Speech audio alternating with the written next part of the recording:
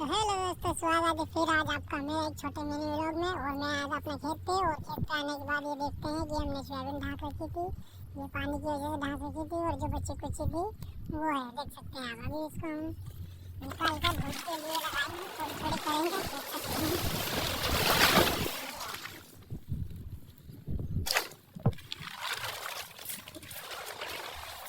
ये वो सोयाबीन है जो हमने ढाकी थी पानी की वजह से।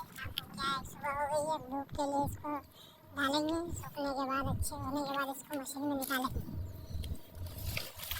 देख सकते हैं आप, ये